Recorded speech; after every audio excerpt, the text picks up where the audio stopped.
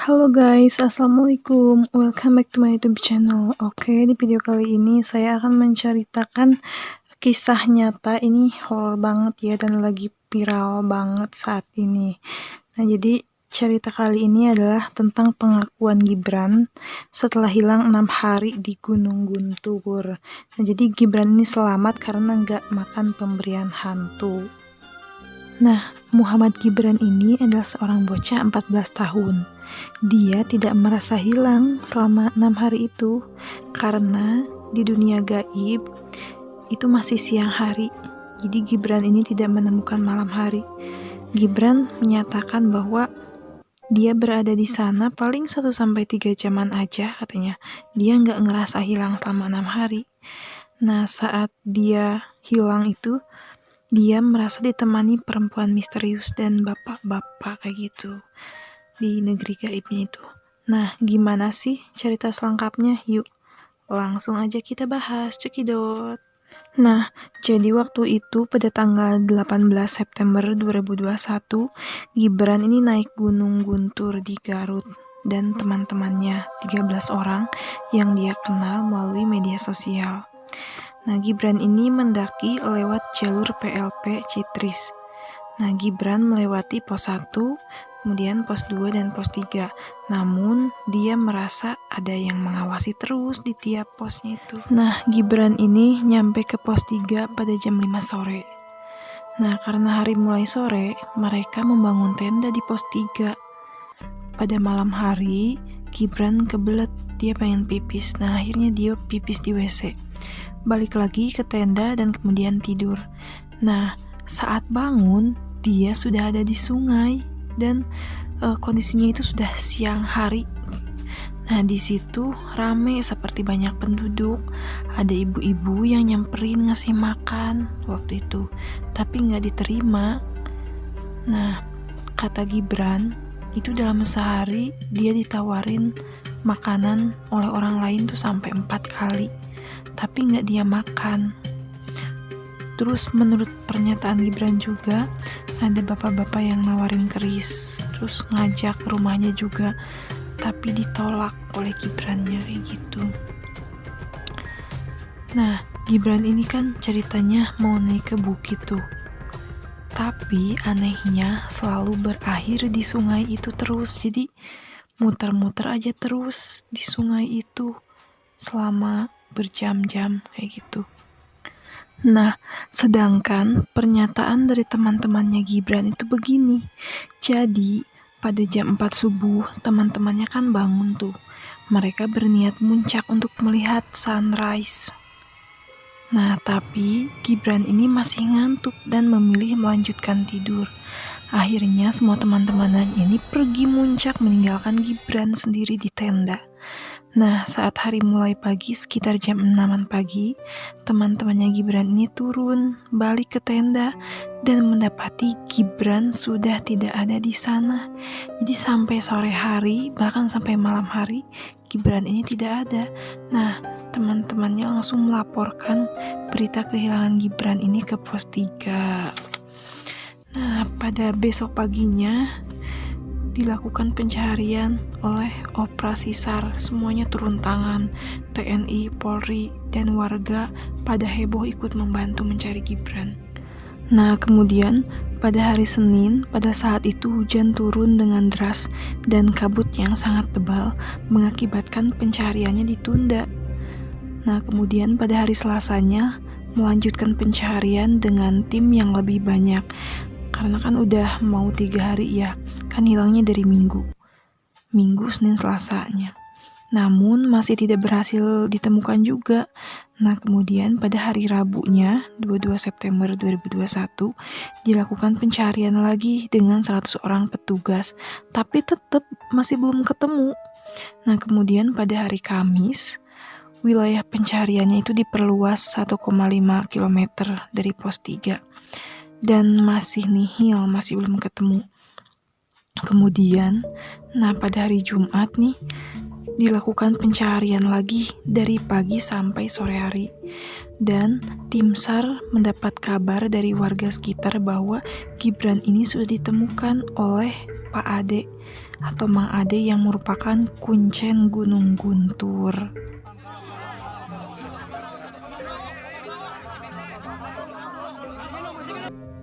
Nah, Mang Ade ini menemukan Gibran di kawasan Curug Cikoneng. Lokasinya ini sekitar 750 meter dari pos 3. Nah, setelah Gibran diketemukan, orang-orang pada heboh tuh, banyak yang nanyain, kemana aja katanya, selama hilang dibawa kemana aja, kok bisa hilang katanya gitu. Nah, jadi sebenarnya ceritanya agak aneh sih, kan teman-temannya udah pernah bilang tuh, jadi teman-temannya ini bangunin Gibran jam 4 subuh, ngajak untuk muncak lihat sunrise, tapi Gibrannya nggak merasa ada yang ngebangunin.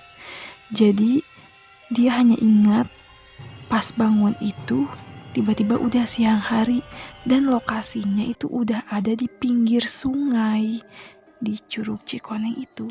Nah, menurut pengakuan Gibran, air di sana itu sangat jernih banget dan bisa diminum ketika dia haus. Dan selama di situ tuh kondisi langitnya terang terus, kata Gibran. Dan dia hanya merasa beberapa jam aja berada di situ. Dia bertahan hanya dengan minum air sungai dari situ. Gibran mengaku ada sosok ibu-ibu yang memakai pakaian baju serba putih. Dia menghampiri dan ngasih makan, tapi wajahnya nggak kelihatan karena silau. Nah, tapi Gibran menolak pemberian ibu itu karena nggak merasa lapar-lapar amat sih waktu itu. Menurut pengakuannya, di tempat itu dia melihat banyak warga yang berlalu lalang. Ada bapak-bapak, ibu-ibu, anak muda. Jadi dia merasa itu mereka semua adalah orang. Jadi Gibran ini nggak merasa tersesat sendirian. Namun anehnya, semua penduduk di situ berpakaian serba putih. Nah, sebenarnya Gibran ini sudah mulai nyadar sih, oh pasti ini berada di dunia lain katanya dia. Makanya dia selama di situ diam-diam aja, nggak berusaha untuk nanya-nanya ke orang-orang yang ada di sana. Nah, ajaib juga sih, ketika di sana Gibran ini mendengar suara azan. Subhanallah banget kan? Nah, kemudian Gibran mendengar suara bapak-bapak yang manggil dia berkali-kali. Bapak itu adalah kuncen, yaitu Mang Ade. Nah, sebenarnya udah ada beberapa tim SAR yang melewat ke kawasan itu dan berteriak manggil-manggil nama Gibran, tapi ya tidak kedengaran. Dan menurut pengakuan tim SAR juga mereka tidak melihat tanda-tanda ada Gibran di sana. Nah, hari itu tepatnya pada hari Jumat, kuncen itu berhasil menemukan Gibran. Lokasinya di Curug Cikoneng, tepatnya di bebatuan gitu. Jadi Gibran ini disembunyikan di bebatuan oleh yang gaib. Berikut adalah penjelasan Mang Ade selaku kuncen Gunung Guntur. Nah, jadi Mang Ade ini mulai mencari Gibran setelah mendengar info dari masyarakat. Nah, saat itu Mang Ade langsung meluncur ke Camp 3. Katanya Gibran ini hilang sejak Minggu. Nah, Mang Ade tahu infonya sejak Senin. Nah, Mang Ade ini punya firasat, wah mungkin ada di sebelah utara nih, di Pamulungan. Kemudian Mang Ade mengadakan ritual di Pamulungan itu, tawasulan gitu. Oh, ternyata anak ini sudah dilepaskan.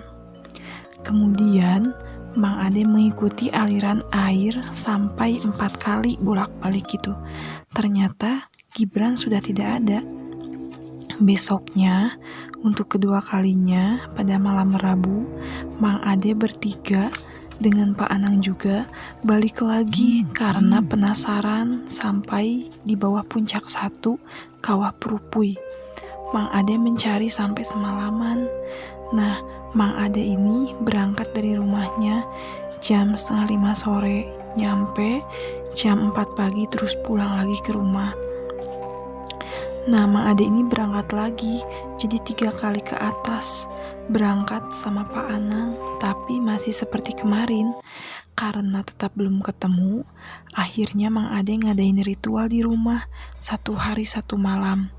Nah, memasuki hari kelima pada malam Jumat, Mang Ade ritual lagi di rumah. Barulah Mang Ade dapat petunjuk bahwa Gibran itu sudah ada di Curug Cikoneng. Nah, kemudian Mang Ade ini menemui orang tuanya Gibran.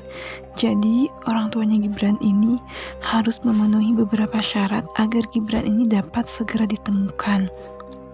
Namun, karena kondisi orang tua Gibran sedang kalut waktu itu, jadi tidak terlalu ditanggapi, kata Mang Ade. Nah, Mang Ade ini kan masih terus bolak-balik berusaha untuk memperjuangkan Gibran, dan masyarakat juga ikut membantu.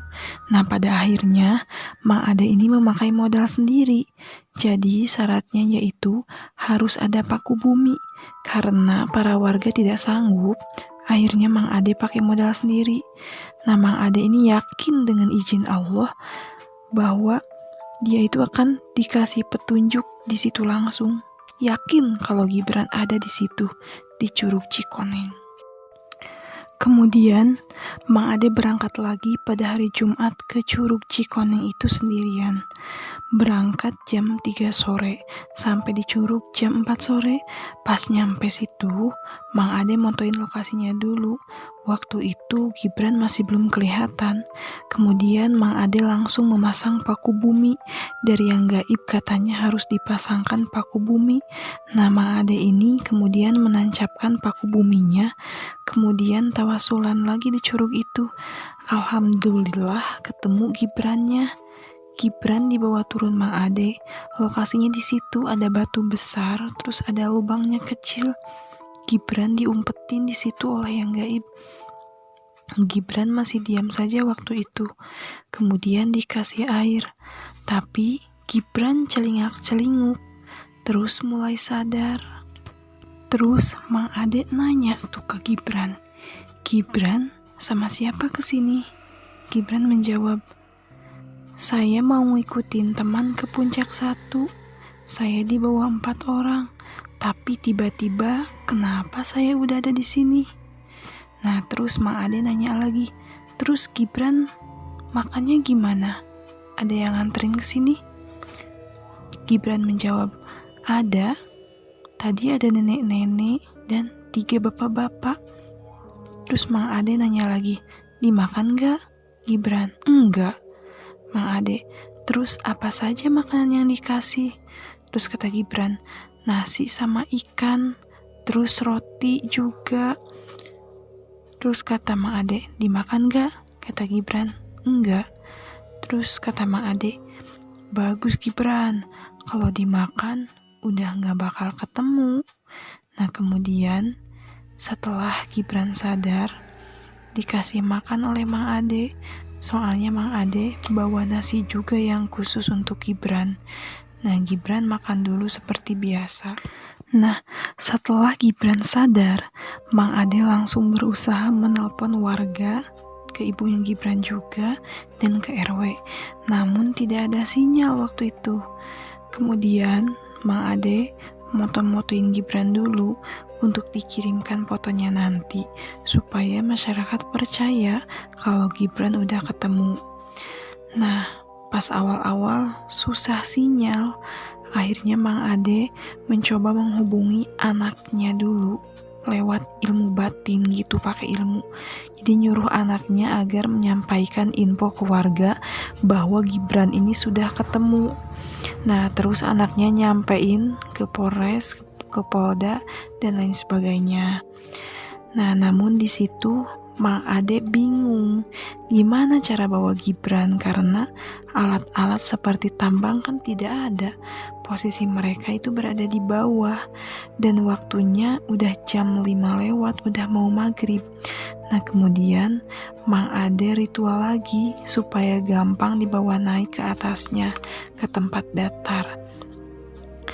Nah, kemudian Mang Ade bilang gini, ayo sini Gibran, saya gendong. Habis itu Mang Ade manjat tebing. Setelah nyampe di atas, ternyata ada sinyal. Nah, kemudian Mang Ade menelpon warga. Warga bilang, "Siap, kami segera ke sana." Nah, kemudian Gibran sempat bilang bahwa perutnya sakit. Nah, terus Mang Ade kasih air dulu.